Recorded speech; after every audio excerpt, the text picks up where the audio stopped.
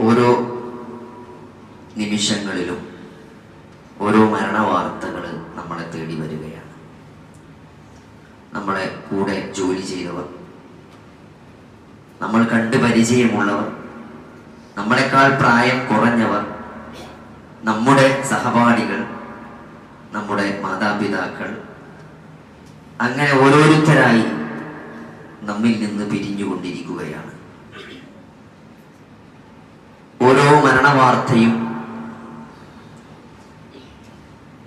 അതേപോലെ തന്നെ ഓരോ ജനാസ നമസ്കാരങ്ങളും ഖബർ സന്ദർശനവുമെല്ലാം ഒരു സത്യവിശ്വാസിയെ സംബന്ധിച്ചിടത്തോളം ചില കാര്യങ്ങൾ നമ്മളെ ഓർമ്മപ്പെടുത്തുന്നുണ്ട്. മഹാനായ ഉസ്മാൻ ഇബ്നു അഫ്ഫാൻ റളിയല്ലാഹു അൻഹു അദ്ദേഹം ഖബർ കാണുമ്പോഴെല്ലാം ശക്തമായി കരയുമായിരുന്നു എന്നും കണ്ണീര് അദ്ദേഹത്തിന്റെ താടി രോമങ്ങളിലൂടെ ഒലിച്ച് ഇറങ്ങുന്നത് കാണാമായിരുന്നു എന്നൊക്കെ സഹാബികൾ രേഖപ്പെടുത്തിയതായിട്ട് കാണാം. അള്ളാഹുവിന്റെ റസൂലിന്റെ സദസ്സിൽ നരകശിക്ഷയെ പറ്റി പറയുമ്പോഴോ നരകത്തെ പറ്റി വിവരിക്കുമ്പോഴോ ഇല്ലാത്ത രൂപത്തിലുള്ള സങ്കടവും കരച്ചിലുമെല്ലാം ഖബർ കാണുമ്പോൾ എന്തുകൊണ്ടാണ് അദ്ദേഹത്തിന് ഉണ്ടാകുന്നത് എന്ന് സഹാബത്ത് ചോദിച്ചപ്പോൾ അദ്ദേഹം പറഞ്ഞൊരു മറുപടി ഉണ്ട്. ഖബറാണ് പരലോകത്തെ ആദ്യത്തെ സ്റ്റേഷൻ. അവിടെ നിന്ന് ഒരാൾ രക്ഷപ്പെട്ടാൽ, അവിടെ കാര്യങ്ങൾ എളുപ്പമായാൽ അവിടുന്ന് അങ്ങോട്ടൊക്കെ എളുപ്പമായിരിക്കുമെന്നാണ്. അവിടെ പ്രയാസമാണെങ്കിൽ പിന്നെ അവിടുന്ന് അങ്ങോട്ടൊക്കെ പ്രയാസമായിരിക്കും. അതുകൊണ്ടാണ് ഖബർ ആലോചിച്ചുകൊണ്ട് ഞാൻ കരയുന്നത് എന്നാണ് അദ്ദേഹം പറഞ്ഞത്. ഈ മരണം എന്ന് പറയുമ്പോൾ നമുക്ക് നമ്മുടെ ജീവിതത്തിൽ ഉറപ്പിച്ചു പറയാൻ പറ്റിയൊരൊറ്റ കാര്യമുള്ളൂ. ഞാനിപ്പോ ഈ മിമ്പറമെന്ന് ഞാൻ ഒരു ആരെയും സഹായമില്ലാതെ കയറിയതാണ്. ഞാൻ ഒരു സഹായം കൂടാതെ ഞാൻ ഇവിടുന്ന് ഇറങ്ങുമെന്ന് പോലും എനിക്ക് പറയാൻ സാധ്യമല്ല. കാരണം ഒരു സ്ട്രോക്ക് വരാൻ, ഒരു അറ്റാക്ക് വരാൻ, ഞാൻ ഈ മെമ്പറിന്ന് കുഴഞ്ഞു വീണ് മരിക്കാം, അല്ലെ, ഇവിടെ തളർന്ന് വീഴാം. അങ്ങനെയൊക്കെ എത്രയോ ഉദാഹരണങ്ങൾ നമുക്ക് കാണിക്കാൻ പറ്റും. അതുകൊണ്ട് ഒരു കാര്യവും നമുക്ക് ഉറപ്പിച്ച് പറയാൻ പറ്റും. ഉറപ്പിച്ച് പറയാൻ പറ്റിയൊരൊറ്റ കാര്യമുള്ളൂ, ഞാൻ മരിക്കുമെന്ന്, നിങ്ങൾ മരിക്കുമെന്ന് മാത്രമേ നമുക്ക് ഉറപ്പിച്ച് പറയാൻ പറ്റുള്ളൂ. വേറൊരു കാര്യം നമുക്ക് ഉറപ്പിച്ച് പറയാൻ പറ്റില്ല. അത്രയും ഉറപ്പുള്ള ഒരു യാഥാർത്ഥ്യമാണ് മരണം എന്നത്. എന്നിട്ട് ആ മരണം എന്ന് പറഞ്ഞാൽ ഏറ്റവും വലിയ സോഷ്യലിസമാണ് മരണത്തിൽ. അവിടെ പൈസക്കാരനെന്നോ പാവമെന്നോ ആരോഗ്യമുള്ളവനെന്നോ ആരോഗ്യമില്ലാത്തവനെന്നോ ഒരു ആളുകളുടെ ഇവരെ ഒരു വ്യത്യാസമില്ലാത്ത കാര്യമാണ്. എല്ലാവരും മരിക്കും. കുല്ലു നഫ്സിൻ ദാഇഖത്തുൽ മൗത്ത്. എല്ലാ ആത്മാവും മരണത്തെ രുചിക്കുക തന്നെ ചെയ്യുന്നതാണ്. വനബുലൂകും ബിശ്ശർരി വൽ ഖൈരി ഫിത്ന. നന്മ കൊണ്ടും തിന്മ കൊണ്ടും നിങ്ങളെ നാം പരീക്ഷിക്കുന്നതാണ്. വഇലൈനാ തുർജഊൻ. നമ്മിലേക്കാണ് നിങ്ങൾ മടങ്ങുന്നത്. ആരെങ്കിലും മരിക്കാതിരിക്കേണ്ടിരുന്നെങ്കിൽ അല്ലാഹുവിന്റെ റസൂൽ മരിക്കാതിരിക്കേണ്ടിരുന്നു. വമാ ജഅൽനാ ലിബശരിൻ മിൻ ഖബ്ലികൽ ഖുൽദ്. നിനക്ക് മുമ്പ് ആർക്കും നാം ശാശ്വതത്വം, അനശ്വരത നൽകിയിട്ടില്ല. നമ്മുടെ ഒരു ചിരഞ്ജീവിയായിട്ട് ആരും ഇല്ല എന്നാണ്. നിനക്ക് മുമ്പുണ്ടായിട്ടില്ല, ഇതിന് ശേഷം ഉണ്ടാവില്ല എന്നാണ്. അതുകൊണ്ട് സഹോദരങ്ങൾ, ഇതൊരു ഉറപ്പായ കാര്യം. എവിടെ വെച്ച് നിങ്ങൾ എവിടെ പോയി ഒളിച്ചാലും മരണം നിങ്ങളെ പിടികൂടുക തന്നെ ചെയ്യും. കെട്ടിയുണ്ടാക്കിയ കോട്ടക്കുള്ളിൽ പോയി ഒളിച്ചാലും മരണം നിങ്ങളെ പിടികൂടുമെന്നാണ്. അത് വളരെ നേരത്തെ തീരുമാനിക്കപ്പെട്ട കാര്യമാണ്. ഇതിലൊരു സംശയമില്ല. എല്ലാവരും ജനിക്കുന്നതിന്റെ 4 മാസം മുമ്പ് തന്നെ എന്ത് ചെയ്യുന്നുണ്ട്, കണക്കാക്കപ്പെടുന്നുണ്ട്. അതേപോലെ 50,000 വർഷം, ഈ പ്രപഞ്ചം സൃഷ്ടിക്കപ്പെടുന്നതിന് 50,000 വർഷം മുമ്പ് കാര്യങ്ങൾ രേഖപ്പെടുത്തപ്പെട്ടിട്ടുണ്ട് എന്നാണ്. അതുകൊണ്ട് ഇതൊക്കെ ഡേറ്റ് തീരുമാനിച്ചു കഴിഞ്ഞതാണ്. ഇതിന് പുതിയ തീരുമാനങ്ങളൊന്നും ഇതിന് വരാൻ, എവിടെ പോയിരുന്നാലും അത് സംഭവിക്കുക തന്നെ ചെയ്യും. ഒരു സെക്കൻഡ് പോലും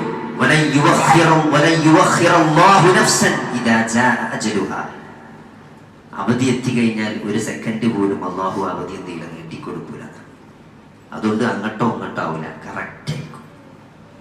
ഇത് മുമ്പേ തീരുമാനിച്ചതാണ്. ഒരാളും ഇതിന് രക്ഷപ്പെടൂല. എവിടെ വെച്ചാണെങ്കിലും അത് സംഭവിക്കുക തന്നെ ചെയ്യും. എവിടെ, എങ്ങനെ, എപ്പോ എന്നതിൽ മാത്രമേ ചില അവ്യക്തതകളുള്ളൂ. എവിടെ വെച്ചായിരിക്കും, അത് എപ്പോഴായിരിക്കും, ഏതൊരവസ്ഥയിലായിരിക്കും എന്ന് മാത്രമേ എന്തെയുള്ളൂ നമുക്ക് അറിയേണ്ടതുള്ളൂ. ബാക്കിയൊക്കെ തീരുമാനിക്കപ്പെട്ടതാണ്.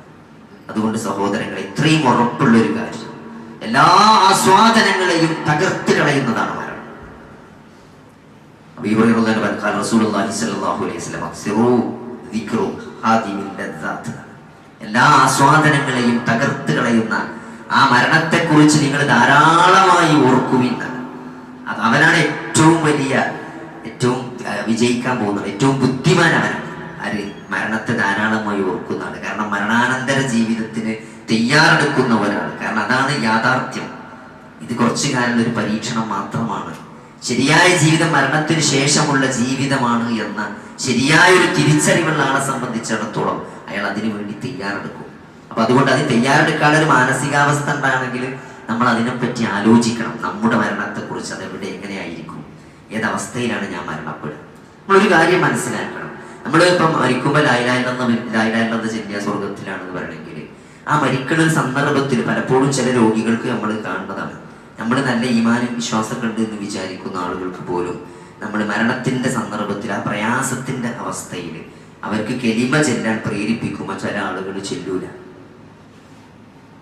അപ്പോ ആ സമയത്ത് ചെല്ലുക എന്നുള്ളത് അത് ആ നേരത്ത് മാത്രം ഒരാൾക്ക് കെലിമെല്ലാം കഴിയില്ല. ജീവിതത്തിൽ ദിക്റുകളും ഖുർആനിനോടുമെല്ലാം ആ ഒരു തരത്തില് നല്ലൊരു സമീപനം വെച്ച് പുലർത്തുന്ന ആൾക്കേ ഒരു പ്രയാസം ഉണ്ടാവുമ്പോൾ കെലിമെല്ലാം കഴിയുള്ളൂ. ചെല്ലിത്തന്നാലും ചെല്ലാൻ കഴിയും, തൗഫീക്ക് കിട്ടൂല. അപ്പൊ അതിനോട് അങ്ങനത്തെ ഒരു മാനസിക നിലപാട് അല്ലാഹുവിനും റസൂലിനും നമ്മുടെ ജീവിതത്തിൽ എന്തൊരു വിലയാണ് നൽകുന്നത്, കൽപ്പിക്കുന്നത് എന്നതിനനുസരിച്ചായിരിക്കും നമുക്ക് എന്ത് ചെയ്യാൻ പറ്റുക, നമുക്ക് കെലിമ ചെല്ലാൻ പറ്റുള്ളൂ. അതുകൊണ്ട് ചെല്ല എന്നത് നമുക്ക് ഒരാൾ ചെല്ലിത്തന്നാൽ അത് ചെല്ലാൻ പറ്റുക എന്നത് നമുക്ക് ഈസി ആയിട്ട് തോന്നുമെങ്കിലും അതത്ര ഈസി അല്ല എന്ന് നമ്മൾ മനസ്സിലാക്കുക. നമ്മുടെ ജീവിതത്തിലെ നിലപാട് എന്താണ് എന്നതിനനുസരിച്ചായിരിക്കും നമ്മളെ അന്ത്യനിമിഷങ്ങൾ തീരുമാനിക്കപ്പെടുക. അതുകൊണ്ട് എന്ത് ചെയ്യുക, പരമാവധി നല്ല രൂപത്തിൽ ജീവിക്കാൻ ശ്രമിക്കുക. ഏതൊരു അവസ്ഥയിലാണ്, ഏതൊരു സമയത്താണ് നമ്മൾ തിരിച്ചു വിളിക്കപ്പെടുക, നമ്മൾ ഏതൊരു കർമ്മം ചെയ്തുകൊണ്ടിരിക്കുമ്പോഴും നമ്മൾ ആലോചിക്കേണ്ടത് എന്താണ്, ഈ ഒരു അവസ്ഥയിൽ മരണപ്പെടാനുള്ള സാധ്യത ഉണ്ട്.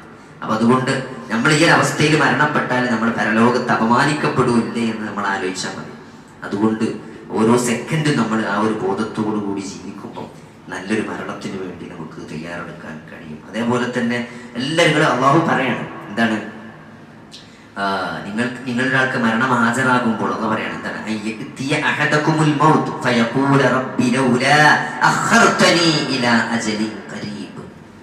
ഇതൊക്കെ അള്ളാഹു ഖുർആനിൽ എത്ര വ്യക്തമായിട്ടാണ് പറയണത്. ഇതേ മരണം ഹാജരാകുന്ന സന്ദർഭത്തിൽ റൂഹ് തൊണ്ടക്കുഴിയിൽ എത്തുമ്പോൾ അവൻ പറഞ്ഞേക്കുമെന്നാണ്, എന്റെ രക്ഷിതാവേ ഒരു കുറച്ചൊരു സമയം എനിക്ക് നീ നീട്ടിത്തരാത്തത് എന്താണ് നീട്ടിത്തരാത്തത്? എന്നാലോ എന്താണ്, ഞാൻ സ്വതക്ക നൽകാം, ഞാൻ സ്വാലിഹീങ്ങളിൽ പെട്ടവനാകാം. ഞാൻ കുറച്ചൊരു സമയം എനിക്ക് നീട്ടിത്തരികയാണെങ്കിൽ ഞാൻ സ്വതക്ക നൽകാം, ഞാൻ സ്വാലിഹീങ്ങളിൽ പെട്ടവനാകാൻ ശ്രമിക്കാം എന്ന് മരിക്കുന്ന സന്ദർഭത്തിൽ ജനങ്ങൾ പറയുമെന്ന് അല്ലാഹു പറയും. അപ്പൊ എല്ലാവരും ആ ഒരു ഖേദത്തോടു കൂടി മരിക്കാതിരിക്കാൻ, മരിക്കുന്ന സന്ദർഭത്തിൽ ആ മലക്കുകൾ വന്ന് സമാധാനത്തോടു കൂടി സ്വർഗം കൊണ്ട് സന്തോഷ വാർത്ത അറിയിച്ച് മലക്കുകൾ ഇറങ്ങി വരും എന്നാണ് അല്ലാഹു പറഞ്ഞത് വിശ്വാസികളുടെ മേൽ. അപ്പൊ അതല്ലാത്തവർ അങ്ങേറ്റ പ്രയാസം, ഇവിടുന്ന് പോകാൻ തയ്യാറാവില്ല, അടിച്ചിട്ടൊക്കെ അവരുടെ റൂഹിന് അവരെ മേലെ നിന്ന് ഇറക്കിയെടുക്കുക. അതേപോലെ തന്നെ അവർ പറയും എന്ത്, എന്നെ കുറച്ചുകൂടി നീട്ടിത്തരിയുന്നു. സഹോദരങ്ങളെ, അങ്ങനെ പറയാതിരിക്കാൻ വേണ്ടിയിട്ടാണ് അല്ലാഹു സുബ്ഹാനഹു വ തആല കൃത്യമായിട്ട് നമ്മളെ ഓർമ്മപ്പെടുത്തുന്നത്. അതുകൊണ്ട് മലക്കുകൾ ഇറങ്ങി വളരെ സമാധാനപരമായി നല്ല സന്തോഷത്തോടു കൂടിയുള്ള ഒരു മരണമാണ് നമ്മൾ ആഗ്രഹിക്കേണ്ടത്. പിന്നെ എന്തായാലും മരണത്തിനൊരു പ്രയാസം ഉണ്ടാവും, മരണത്തിനൊരു വേദന ഉണ്ട്. ഇന്നലിൽ മൗതി സക്കറാത്ത് എന്നാണ് അല്ലാഹുവിന്റെ റസൂൽ പോലും മരിക്കുന്ന സന്ദർഭത്തിൽ അവിടുന്ന് പറഞ്ഞത് കയറ്റി കാണാൻ, ഹദീസുകളിൽ കാണാൻ, മരണത്തിന് അതിശക്തമായ വേദന ഉണ്ട്. നോക്കി, ആരെങ്കിലും അതിൽ നിന്ന് രക്ഷപ്പെടുകയാണെങ്കിൽ അത് അല്ലാഹുവിന്റെ റസൂലാണ് രക്ഷപ്പെടേണ്ടത്. പക്ഷേ അത് അല്ലാഹുവിന്റെ റസൂലിന് പോലും അത് അനുഭവിക്കേണ്ടി വന്നിട്ടുണ്ട്. അതുകൊണ്ട് മരണവെപ്രാളം, സക്രാത്തുൽ മൗത്ത് എന്ന് പറയുന്നത് ഒരു യാഥാർത്ഥ്യമാണെന്നാണ്, അതിനാരും രക്ഷപ്പെടൂല. അതുകൊണ്ട് അതൊക്കെ നമ്മൾ ഫേസ് ചെയ്ത് അത് പരമാവധി സോഫ്റ്റ് ആകണമെങ്കിൽ, പരമാവധി അത് ടോളറേറ്റ് ചെയ്യാൻ പറ്റുന്ന രൂപത്തിലാകണമെങ്കിൽ സഹോദരങ്ങളെ അതിനനുസരിച്ച് നമ്മൾ ജീവിക്കണം. അതുകൊണ്ട് അതിനുള്ള പ്രാർത്ഥന നമ്മൾ നോക്കി, മരണത്തിന്റെ സന്ദർഭത്തിൽ പോലും പിശാച്, നമ്മൾ അല്ലാഹുവിന്റെ റസൂൽ പഠിപ്പിച്ച പ്രാർത്ഥനയാണ്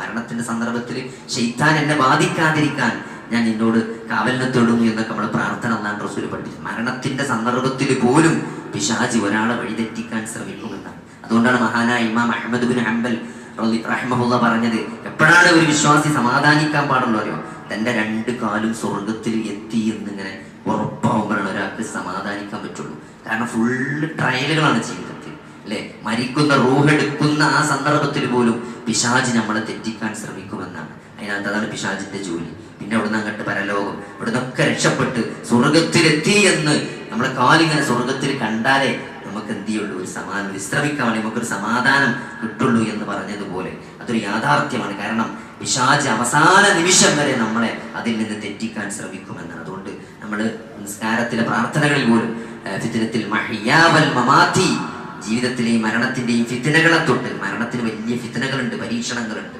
അതുകൊണ്ട് സഹോദരങ്ങളെ, അതൊക്കെ ബോധപൂർവമായ ഒരു പ്രാർത്ഥന ആ വിഷയത്തിൽ നമ്മുടെ മനസ്സിലുണ്ടാകണം. മാത്രമല്ല മരണത്തിന് ശേഷം അങ്ങേ മരണാനന്തര ജീവിതം, അത് ബർസഖ്, ഖബറിൽ നിന്ന് തുടങ്ങിയ ആ മരണാനന്തര ജീവിതം എന്ന് പറയുന്നത് അത് പിന്നെ അവസാനിക്കാത്ത പേടിയാണ്. ഒരു അവിശ്വാസിയെ സംബന്ധിച്ചിടത്തോളം, നല്ല രൂപത്തിൽ ജീവിക്കാത്ത ഒരാളെ സംബന്ധിച്ചിടത്തോളം, എല്ലാവരും നമ്മളെ മറവുമാടാൻ എല്ലാവരും വരും, കുടുംബക്കാരും എല്ലാവരും ഉണ്ടാവും, നാട്ടുകാരും ഫ്രണ്ട്സൊക്കെ ഉണ്ടാവും, സഹോദരങ്ങൾ. അവരൊക്കെ പിരിഞ്ഞു പോയി കഴിഞ്ഞാൽ ആ കാലച്ച കേൾപ്പിച്ചു കൊടുക്കുമെന്നാണ് ഹദീസിൽ കാണുന്നത്. ഖബറാളി ആളുകൾ പിരിഞ്ഞു പോണ കാലച്ച കേൾക്കുമെന്നാണ്. പിന്നെ 2 മലക്കുകൾ അവിടെ ഹാജരാകും. മൻ റബ്ബുക മൻ നബിയുക എന്ന ചോദ്യങ്ങൾ തുടങ്ങുമെന്നാണ്. ആ ചോദ്യങ്ങളിലൊന്നും കൃത്യമായ ഒരു ഉത്തരം പറയാൻ ജീവിതം കൊണ്ട് അങ്ങനെ ഒരു ജീവിതം നമുക്ക് അടയാളപ്പെടുത്താൻ പറ്റിയിട്ടില്ലെങ്കിൽ, അവിടെ പൗരത്വം എന്താണെന്നോ പാസ്പോർട്ട് എന്താണെന്നല്ല ചോദിക്കുക. എനിക്ക് ഇന്ത്യൻ പാസ്പോർട്ട് ഉണ്ടോ, എനിക്ക് ഇന്ത്യൻ പൗരത്വം ഉണ്ടോ, എനിക്ക് അമേരിക്കൻ പൗരത്വം ഉണ്ടോ എന്നല്ല ഖബറിൽ ചോദിക്കുക. ഇവിടെ NRC വന്നുകൊണ്ട് പൗരത്വം നഷ്ടപ്പെട്ടോ അല്ലെങ്കിൽ വോട്ടില്ലാതായിന്നോ, ഇവിടെ എന്തൊക്കെ നേടി എന്നല്ല ചോദിക്കുക. ദുനിയാവിൽ സ്വന്തമായിട്ട് വണ്ടി ഉണ്ടായിരുന്നോ, കാറുണ്ടായിരുന്നോ, വീടുണ്ടായിരുന്നോ എന്നല്ല ചോദിക്കുക. എന്ത് ഉത്തരമാണ് മുർസലുകൾക്ക്, അള്ളാഹുവിന്റെ ദൂതന്മാർക്ക് നിങ്ങൾ എന്തുത്തരമാണ് ജീവിതം കൊണ്ട് നൽകിയത് എന്നതാണ് ഖബറിലെ ചോദ്യം. ആ ചോദ്യത്തിന് എന്തു മറുപടിയാണ് പറയാനുള്ളത് എന്ന് നമ്മൾ ഇപ്പോ ആലോചിക്കണം സഹോദരങ്ങളെ. അതുകൊണ്ട് ആ മലക്ക് വരുമെന്നാണ്. അവസാനം എല്ലാവരും ഖബറിന്ന് പോയി പിരിഞ്ഞു പോയി കഴിഞ്ഞാൽ ആ മലക്ക് വരുമെന്നാണ്. എന്നിട്ട് അവിടെ നടക്കുന്ന ആ ജഡ്ജ്മെന്റ്, ഒരു ചോദ്യോത്തരം ഉണ്ട് അവിടെ. ആ പരീക്ഷയിൽ സഹോദരങ്ങളെ തോറ്റു കഴിഞ്ഞാൽ പിന്നെ അവിടുന്ന് അങ്ങോട്ട് പീഡനമാണ്, ശിക്ഷയാണ്. അങ്ങനെ നരകത്തിന്റെ ഒരു വാതിലങ്ങോട്ട് തുറക്കുമെന്നാണ് ആ ഖബറിലേക്ക്.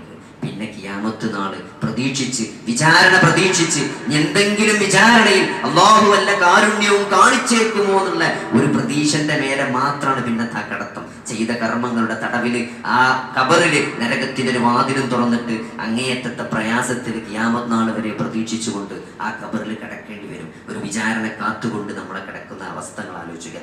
ഇതൊക്കെ സത്യമാണ് സഹോദരങ്ങളെ. അതുകൊണ്ട് നമ്മൾ ആദ്യത്തെ ഒരു എന്താ പറയാ മഹ്ശറയാണ് ഒരാളെ സംബന്ധിച്ചിടത്തോളം ഖബർ എന്നത്. പിന്നെയാണ് വലിയ മഹ്ശറ വരിക. അതുകൊണ്ട് ഇതൊക്കെ സത്യമാണ്.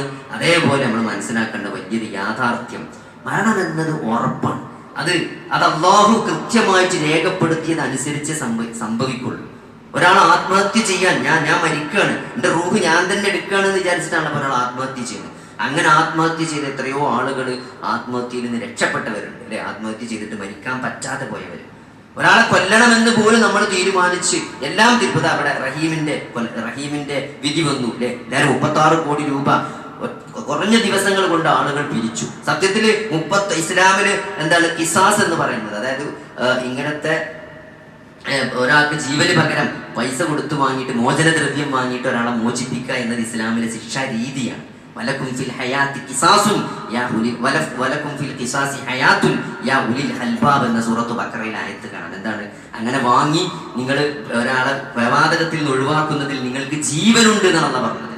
ഒരാളെ മരണത്തിൽ നിന്ന് ഒഴിവാക്കി കൊടുക്കുമ്പോൾ അതിൽ നിങ്ങൾക്ക് ജീവനുണ്ട്, അല്ലയോ ബുദ്ധിയുള്ളവരെ എന്ന് പറയുമ്പോൾ നിങ്ങൾ ആലോചിച്ച് നോക്കി. സാധാരണഗതിയിൽ മോചനദ്രവ്യം വാങ്ങുക എന്താണ്, ഇപ്പോൾ ഞാനാണ് കൊല നടത്തിയതെങ്കിൽ എനിക്ക് കൊടുക്കാൻ പറ്റുന്ന ഒരു തുകയാണ് ചോദിക്കുള്ളൂ.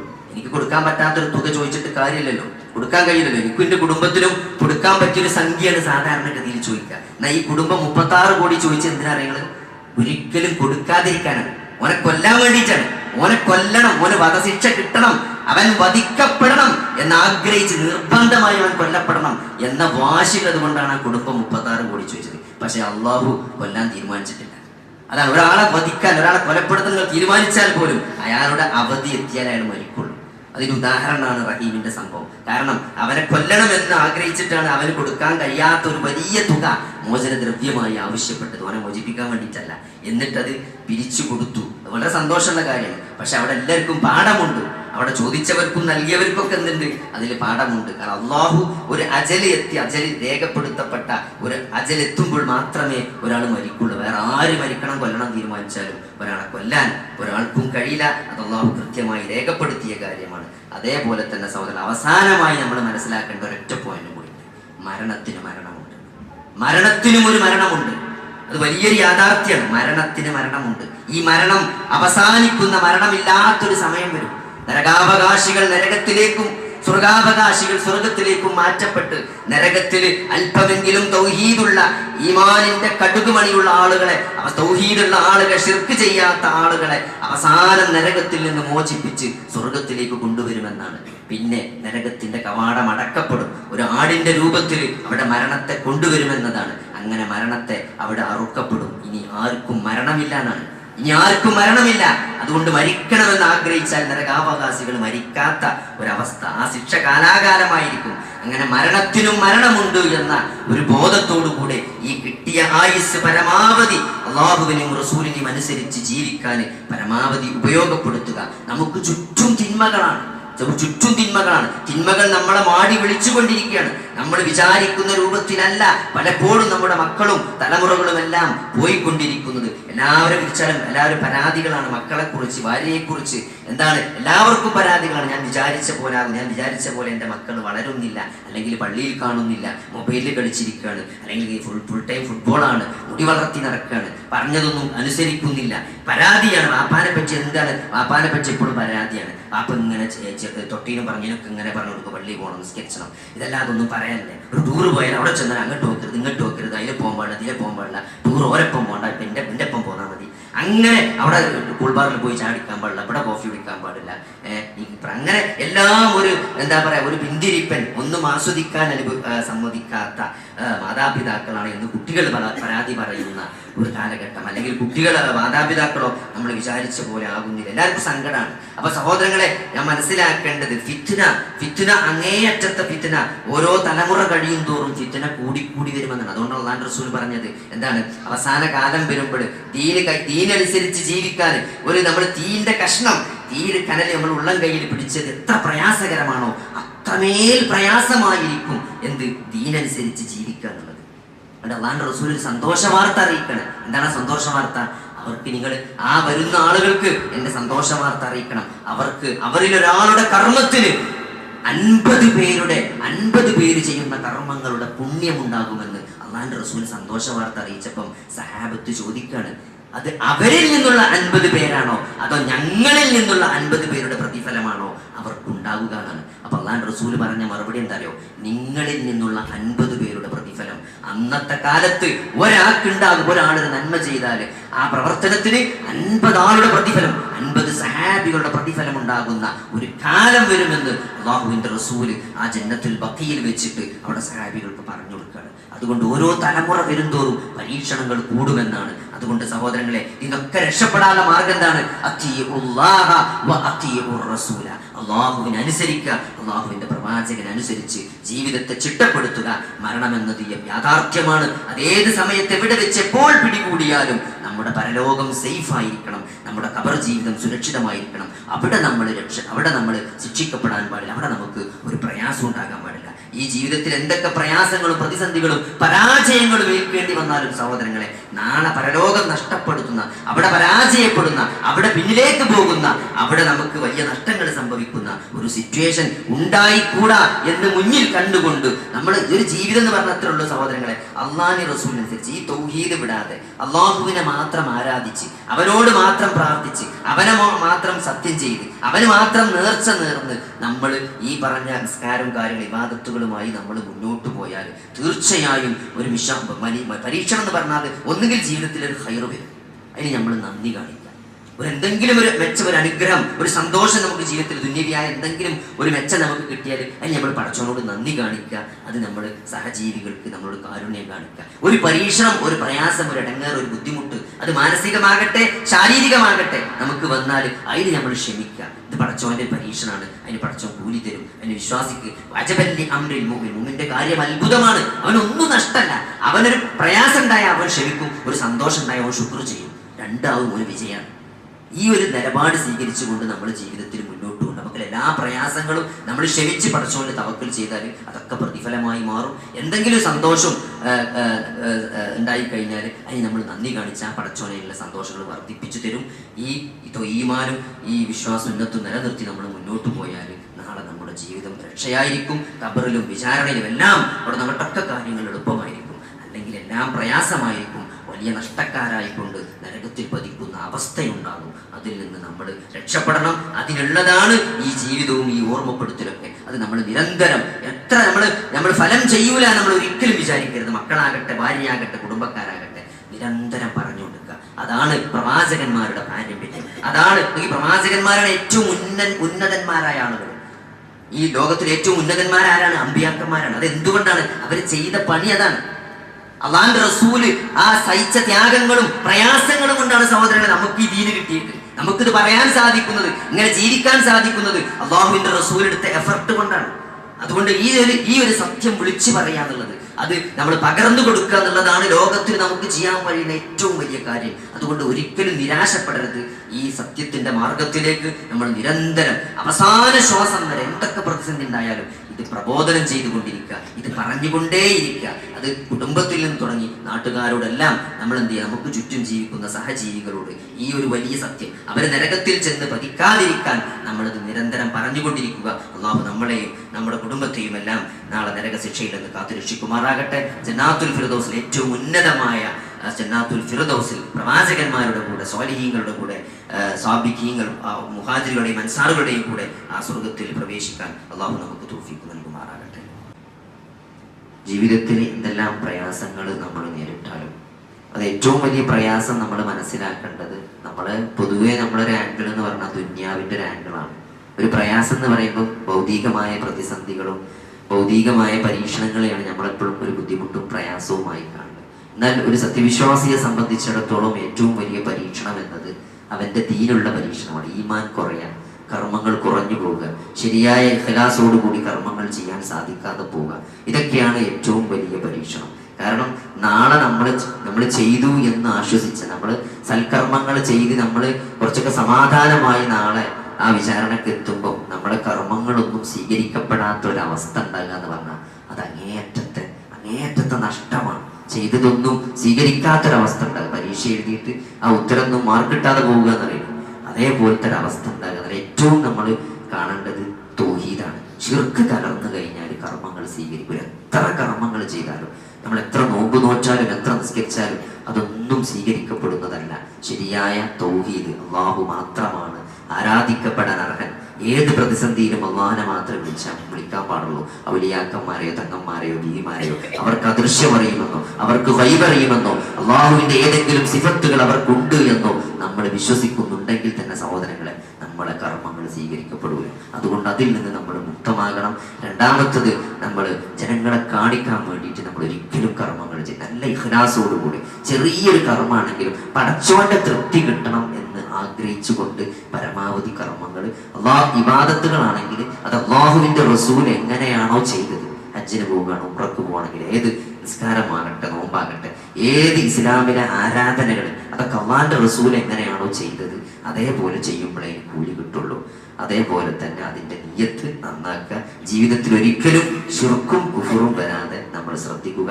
ശിർക്ക് എന്നത് എല്ലാ കർമ്മങ്ങളെയും തകർത്ത് കളയുമെന്നാണ്. നമുക്ക് ഒരു പരലോകത്തൊരു പ്രതീക്ഷയില്ല. ഏറ്റവും വലിയ നിർഭാഗ്യവാനാണ് ശിർക്കിൽ മരിക്കുക എന്നുള്ളതാണ്. കാരണം അല്ലാഹുവിന്റെ ഒരു കാരുണ്യവും നാളെ പരലോകത്ത് പ്രതീക്ഷിക്കേണ്ടതില്ല എന്നാണ്. അതുകൊണ്ട് ആ വിഷയം ഗൗരവമായി തന്നെ നമ്മൾ കാണുക. അല്ലാഹു സുബ്ഹാനഹു വ തആല മുവഹിദുകളായി ജീവിച്ചുകൊണ്ട് ഈ തൗഹീദ് പ്രബോധനം ചെയ്തുകൊണ്ട് മുവഹിദായി തന്നെ